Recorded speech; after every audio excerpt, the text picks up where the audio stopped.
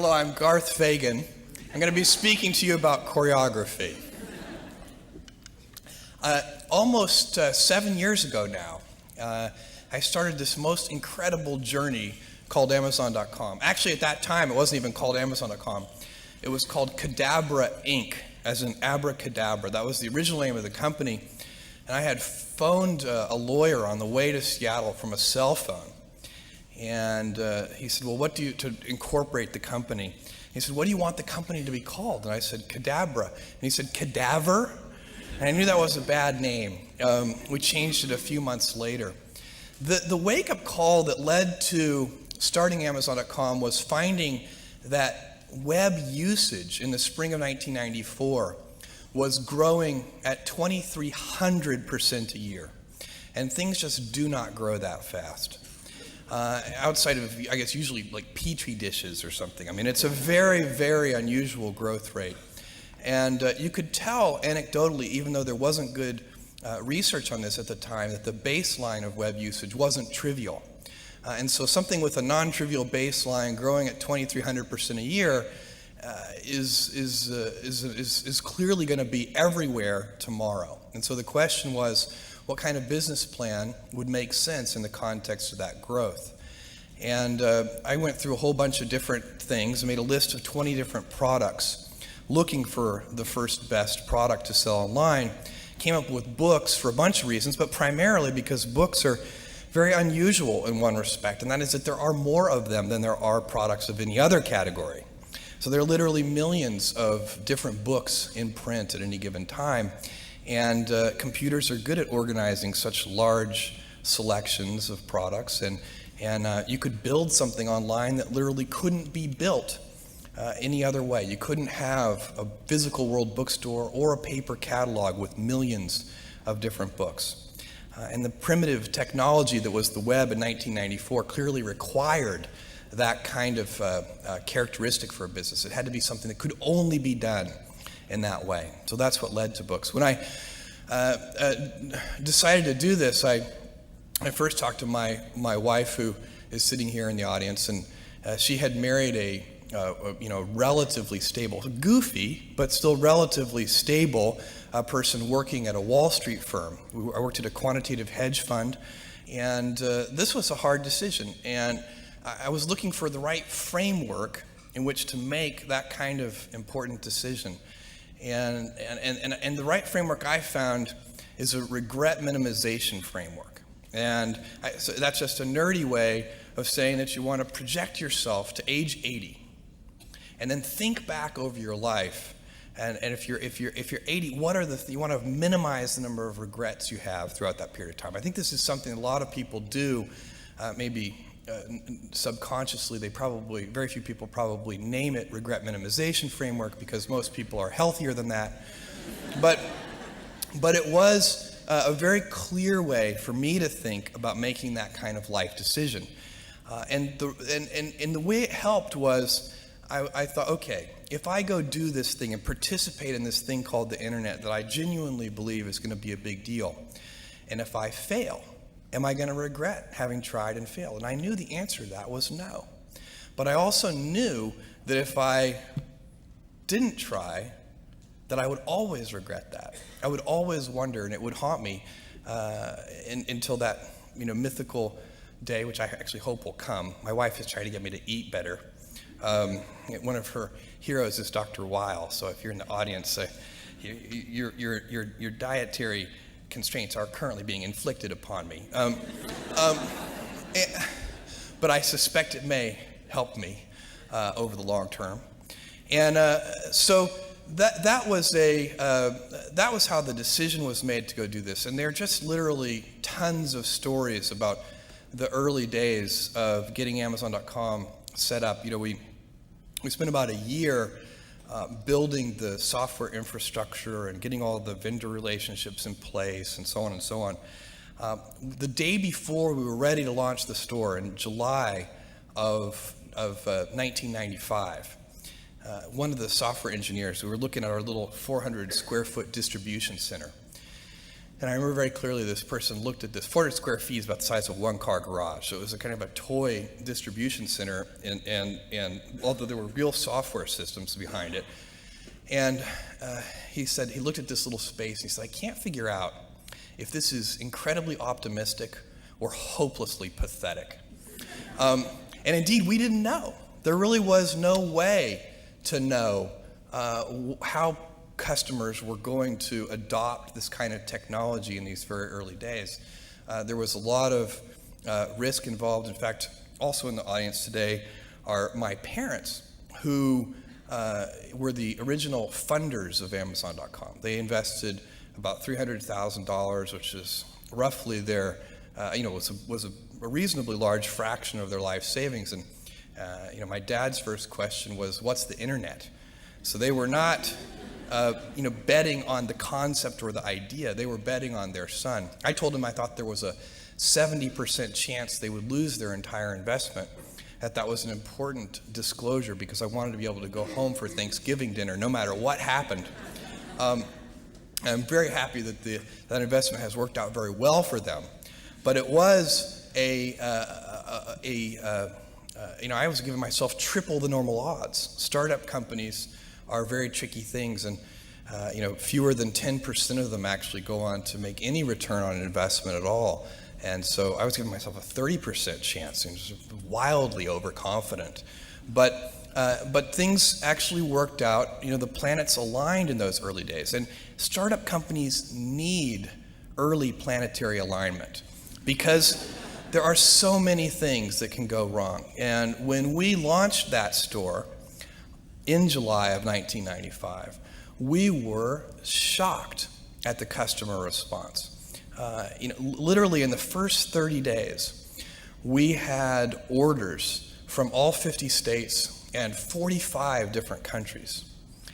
And we were woefully unprepared from an operational point of view to handle that kind of volume.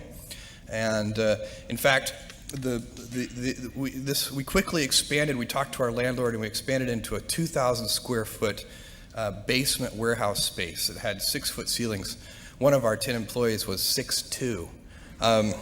He went around like this the whole time, and we were doing our day jobs, which might have been computer programming and all the different things that 10 people will do in a little tiny startup company, and then we would spend all afternoon and into the wee hours of the morning packing up the orders and shipping them out. I would drive these things to UPS, and so we'd get the last one, and we'd wait to the last second. I'd get to UPS, and I'd sort of bang on the glass door that was closed, and they always would take pity on me and sort of open up and let us ship things late. We had so many orders that we weren't ready for that we had no real organization in our distribution centers at all. In fact, we were packing on our hands and knees on a hard concrete floor, and I remember, just to show you how stupid I can be, my only defense is that it was late, but we were packing these things, everybody in the company, and I had this brainstorm, and as I said to the person next to me, this packing is killing me. My back hurts. This is killing my knees on this hard cement floor. And the person said, "Yeah, I know what you mean." And I said, "You know what we need?" This is my brilliant insight. We need knee pads. I was very serious. And this person looked at me like I was the stupidest person they'd ever seen. They're like, "I'm working for this person. This is great." And said, "What we need is packing tables." And I looked at this person, and I thought that was the smartest idea I'd ever heard. The next day we got packing tables, and I think we doubled our productivity. That early stage, by the way, of Amazon.com, where we were so unprepared, is probably one of the luckiest things that ever happened to us, because it formed a culture of customer service in every department of the company, every single person in the company, because we had to work with our hands so close to the customers, making sure those orders went out, really set up a culture that served us well. and that is our goal, to be Earth's most customer-centric company. And I think this says 0 now, which I'm suspecting means it's time to turn it over to questions, so I will do so.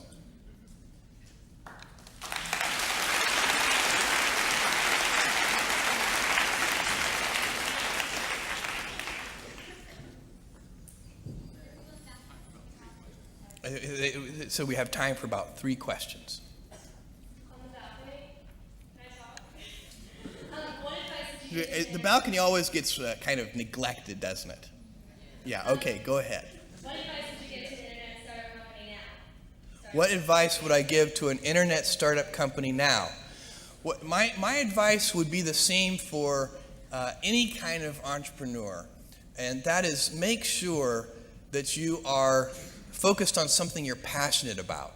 So if you look at the early internet companies, they were started and focused on doing something that they thought was very interesting long before the internet was fashionable in any way.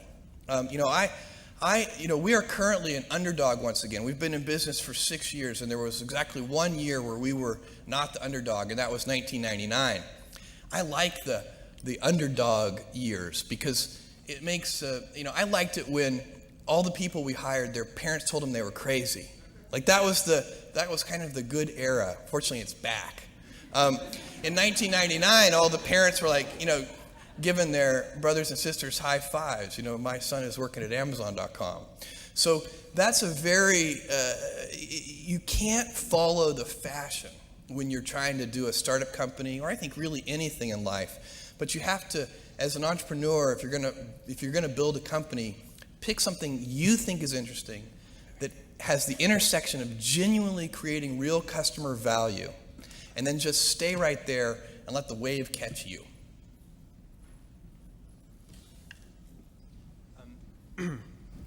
Grant Hutchins from Edmond, Oklahoma.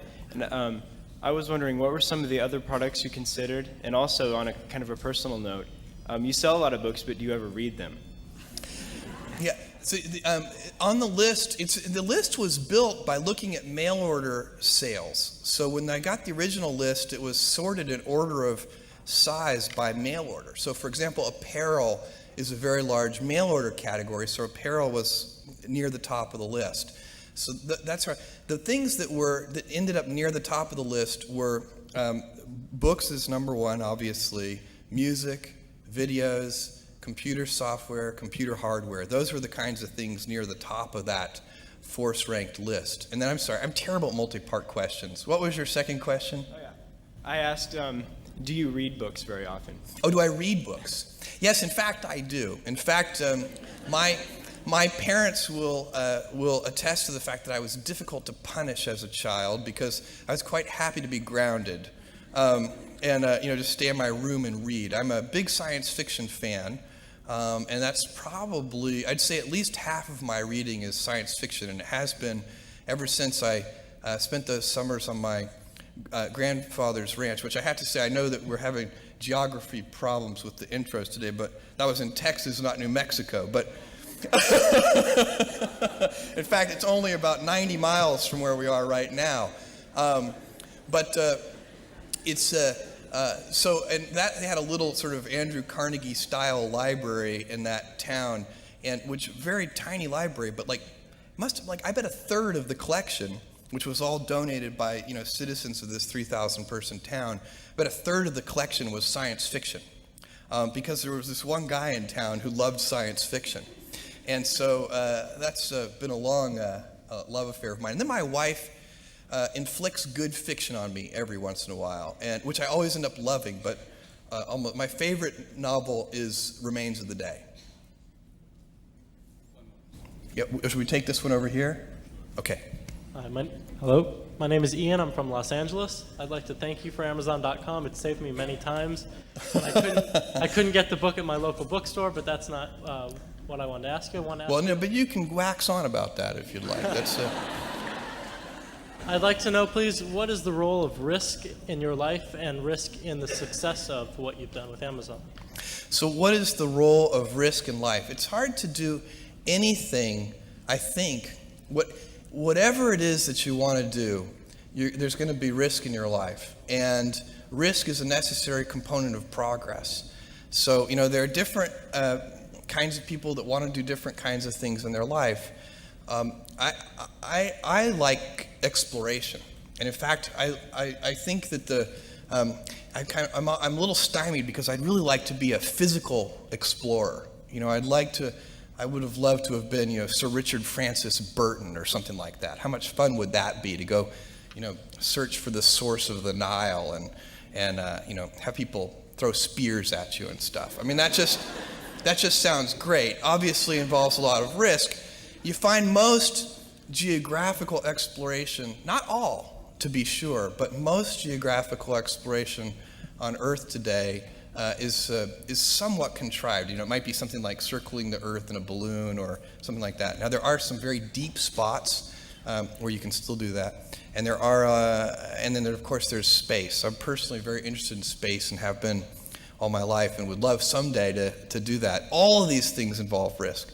I don't know how you can make any pioneering movements in the world of any kind, whether they be the geographical, physical exploration that I've just been talking about, or whether it be a more cerebral exploration of a scientific field. Or I bet you could ask that question of every speaker here, and I bet that every speaker here has taken substantial risks, whether it be intellectual or otherwise, to achieve what they've done. And at Amazon.com, as a company, that what you do, in fact, the early stages of the company are all about eliminating risk. You take those precious early startup dollars. In my case, those $300,000 from my parents, and then we raised $1 million from 20 angel investors. You take those precious early dollars and you use them to systematically eliminate risks one after the other. And what you hope is that you get to a company of a scale where the company doesn't need that kind of planetary alignment that it needs in the early days, but that instead the company has more control over its own destiny.